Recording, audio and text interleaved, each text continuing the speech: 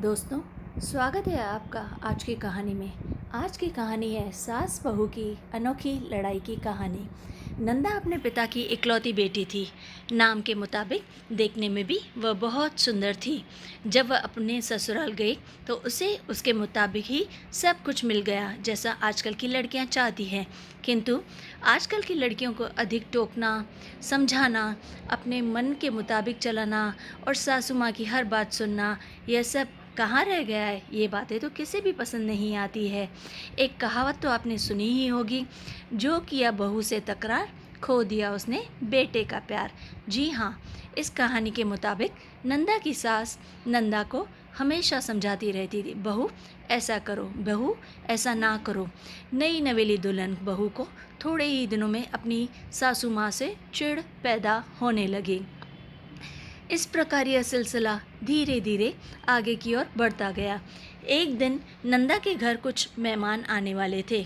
सासू माँ बोली, बहू आज कुछ अच्छे अच्छे व्यंजन बनाओ, और हाँ, मेहमानों के लिए चाय और नाश्ते का इंतज़ाम भी एकदम अच्छी तरह से होना चाहिए।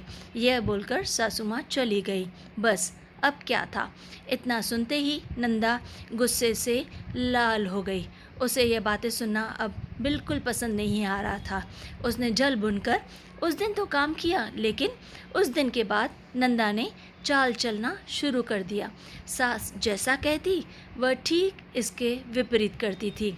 सास ने भी पुरानी कहावत के मुताबिक बहू को उसके माता पिता को गाली देना और उसे कोसना शुरू कर दिया, और दिन भर वह बड़बड़ाना शुरू कर दिया था। दिन रात उनकी तू में चलने लगी। दोनों सास बहू में आनाकानी हमेशा चलती रहती थी। एक दिन नंदा अपने पिता के घर रोती पीटती पहुंच गई। वह अपने पिता से बोली, पिताजी आप तो डॉक्टर हो, मुझे कुछ ऐसा दवाई दीजिए जिसे खाकर वह बुढ़िया गूंगी हो जाए, क्योंकि वह मुझे गंदी गंदी गालियाँ देती है। इस पर पिताजी कुछ सोचते हुए बोले, अच्छा ठीक है बेटी, मेरे पास एक ऐसी दवा है, लेकिन वह काफ़ी कड़वी है, तो आसानी से तो वह खाएगी नहीं। इसलिए मैंने एक युक्ति सोची है। तुम हर रोज़ 1 महीने तक यह दवा थोड़ी थोड़ी करके अपनी सास को खाने में मिलाकर खिलाती रहना। ठीक 1 महीने में वह पूरी तरह गूंगी हो जाएगी। लेकिन हाँ, यह दवाई थोड़ी सी कड़वी है, इसलिए तुम्हें खाने में थोड़ी थोड़ी मात्रा में ही खिलानी पड़ेगी, ताकि उसे इस बात का बिल्कुल पता ना चले और चुपचाप खा ले। दवा लेकर नंदा खुशी खुशी अपने घर आई और पिता के कहे मुताबिक अपना काम शुरू कर दिया। अब सास जो भी कुछ कहती वह उसे चुपचाप मान लेती और उलटकर जवाब भी नहीं देती, क्योंकि वह जानती थी कि अरे यह बुढ़िया तो अब महीने भर में गूंगी होने वाली है, फिर मुझे इससे भला क्या डरना, बोल ले जितना बोलना है, उसके बाद वह चैन से रहेगी। अब वह हर रोज़ प्यार से चुटकी भर दवा खाने में मिलाकर प्यार से माँ जी को दे देती थी। माँ जी भी समझती, शायद इसके माता पिता ने इसे अच्छे से समझा बुझाया है और इसलिए यह लड़ना झगड़ना बंद कर दिया है। अब थोड़े दिनों के लिए घर में काफ़ी शांति रहने लगी।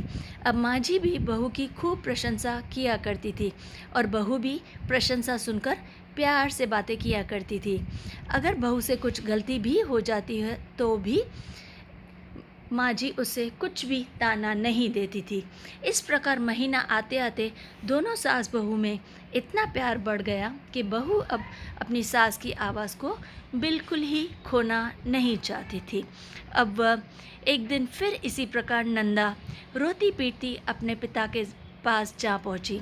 पिताजी बोले, अब क्या हुआ? नंदा बोली, पिताजी अब क्या होगा, मेरी सास तो बहुत अच्छी हैं, मैं उसकी आवाज़ खोना नहीं चाहती।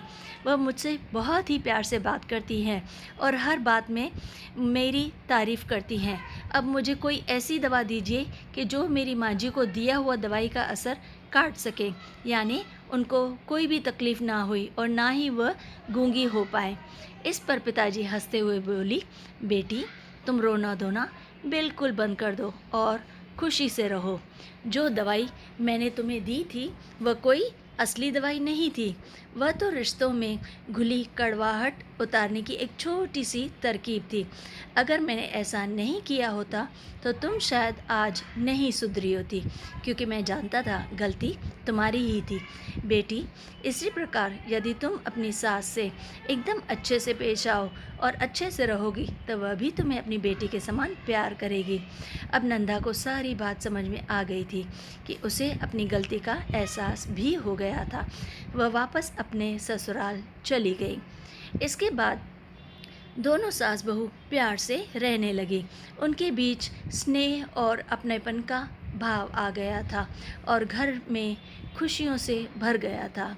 दोस्तों, अगर सास बहू में ऐसा स्नेह हो तो हर घर स्वर्ग बन जाए। और अगर आपको यह कहानी अच्छी लगी हो तो इसे शेयर और लाइक ज़रूर कीजिए और चैनल को सब्सक्राइब भी कीजिए।